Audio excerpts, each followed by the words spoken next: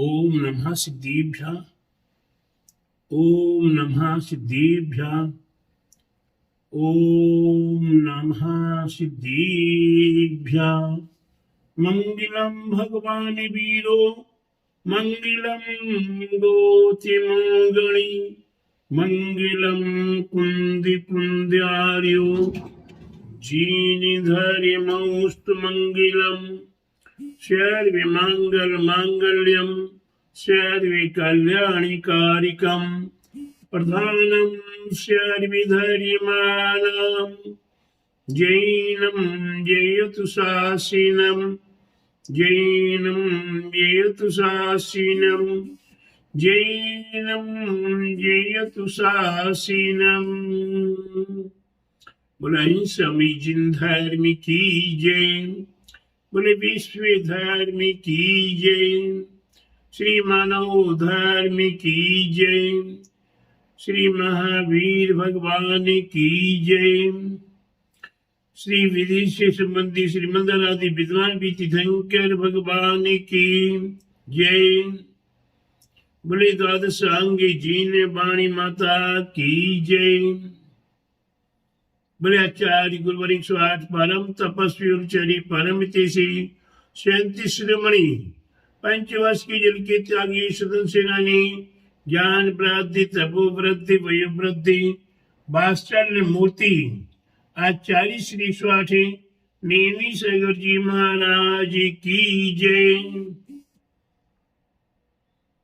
भव्यात्मा हमें देखना है हम कहाँ हैं। आज ये मनुष्य पर्याय में हूं, मनुष्य पर्याय में होते हुए भी आज खंडी भारत क्षेत्र में हूं। उत्तर प्रदेश भारत देश में हूं। भारत देश के अंतर्गत उत्तर प्रदेश में हूं। दिल्ली के निकट नोएडा में हूं। सेक्टर 27 में हूं। महावीर दिगंबर जैन मंदिर में हूं। प्यारे बंधुओं, इतना तो आपने जान लिया कि हम कहां पर हैं, आए कहां से थे। प्यारे बंधुओं, हमारी प्रथम यात्रा निगोद से प्रारंभ हुई थी, जहां पर नित्य निगोद के नाम से हम विराजमान थे। एक श्वास में 18 बार जन्म और 18 बार मरण हो रहा था। निगोद के अंदर ही बड़ी असहनीय वेदना, एक दूसरे को मार काट तो नहीं कर रहा, लेकिन वहां एक श्वास में 18 बार जन्म और 18 बार मरण। प्यारे बंधु, विचार करो, एक श्वास में 18 बार जन्म हुआ और 18 बार मरण हुआ। ऐसी जन्म की और मरण की असहनीय वेदना को हमने सहन किया है। वे वेदना जन्म और मृत्यु की वेदना शायद है ऐसा कोई भी प्राणी नहीं होगा जो नहीं जानता होगा। हर प्राणी, हर जीव मरण के भय से बचता, मरना नहीं चाहता। और मृत्यु हो जाए तो जन्म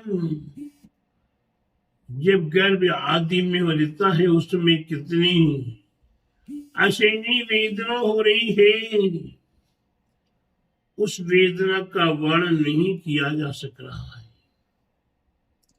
ऐसी वेदनाओं को सहन किया है। वे भी एक श्वास में 18 बार जन्म और 18 बार मरण, माने 36 बार असहनीय वेदना एक श्वास में। प्यारे बंधु, कोई पुण्य कर्म का उदय आया, कोई तीर्थंकर प्रभु का जन्म हुआ, तीर्थंकर प्रभु का गर्भ हुआ, या कोई भी विशिष्ट सुसंयोग बना और उस निगूढ़ अवस्था से निकलने का अवसर मिला, और वहां से निकलने का अवसर मिलने पर ही 10 पर्याय, 2 इंद्री, 3 इंद्री, 4 इंद्री, 5 इंद्री,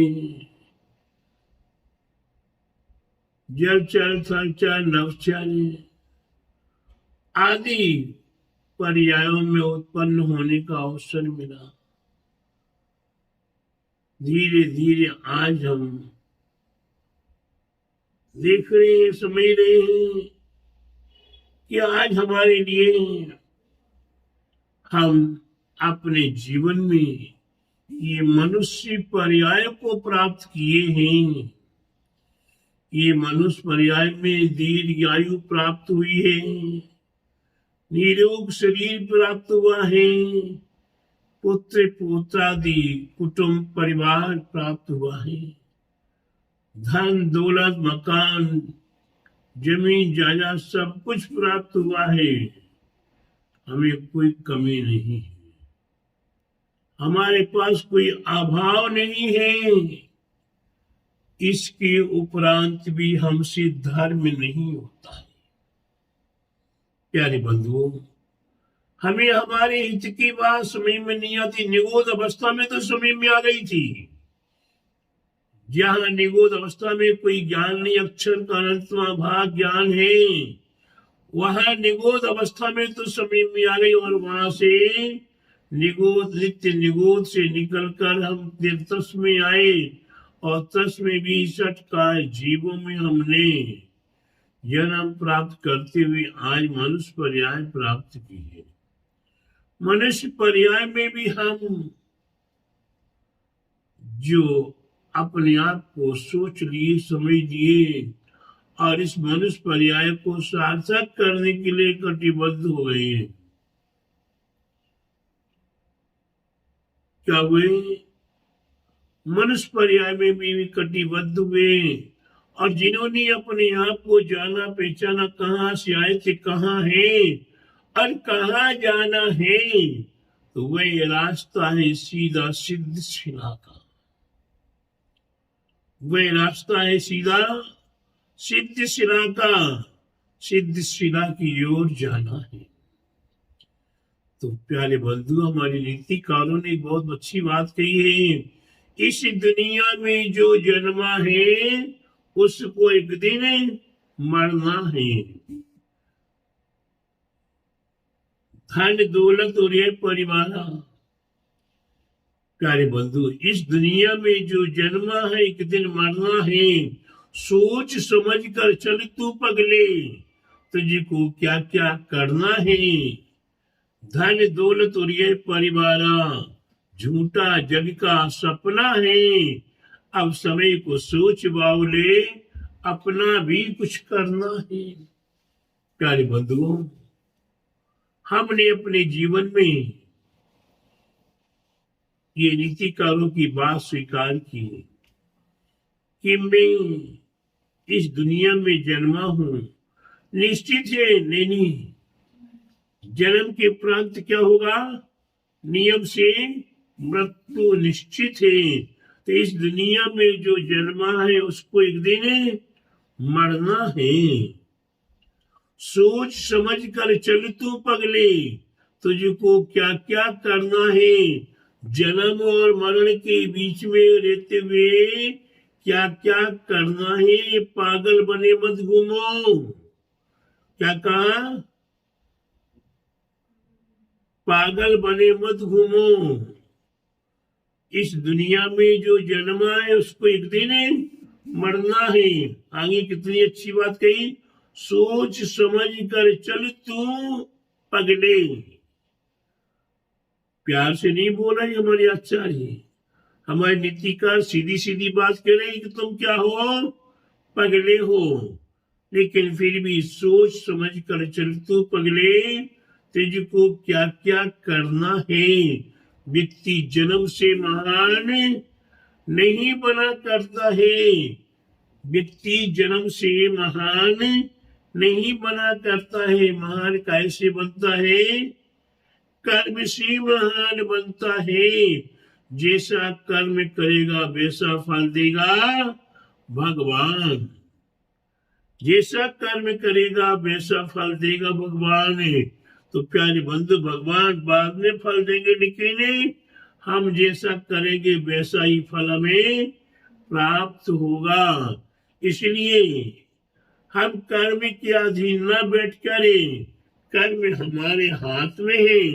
हम जैसा कार्य करेंगे वैसा ही कार्य सिद्ध होगा। तो प्यारे बंधु, क्या क्या करना है ये सोच समझ कर, कहीं मेरे द्वारा कोई पाप ना हो जाए, मेरे द्वारा कोई अनादर ना हो जाए, मेरे द्वारा किसी का अपमान तिरस्कार ना हो जाए। इस प्रकार से अपने आप को सोच समझ के चलना है। मेरे द्वारा कोई पाप ना हो जाए, मेरे द्वारा कोई क्रोध आदि कसाई ना हो जाए, जिससे कि दूसरे का कुछ बिगड़ेगा कि नहीं बिगड़ेगा पता नहीं, मेरे स्वयं का तो बिगड़ेगा ही बिगड़ेगा, इसमें कोई संदेह नहीं है। इसलिए सोच समझ कर चले तो पगले, तुझको क्या क्या करना है। धन दौलत और ये परिवार, धन दौलत और ये परिवार झूठा जग का सपना है। सपना कभी अपना नहीं हुआ करता है। उसी प्रकार से ये जग संसार का जो चकाचौंध आपको दिख रहा है, ये मेरे माँ, मेरे पिता, मेरे भाई, मेरे बंधु, मेरे पुत्र, मेरे पौत्र, मेरा धन दौलत संपत्ति आदि आदि मेरा है।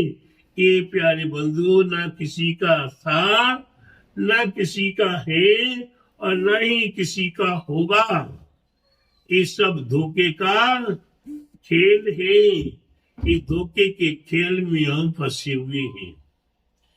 प्यारे बंधुओं, विचार करो कहाँ हो और कहाँ जाना है।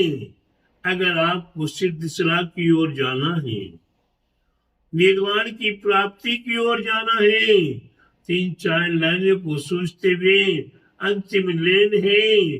अब समय को सोच बावले अपना भी कुछ करना है।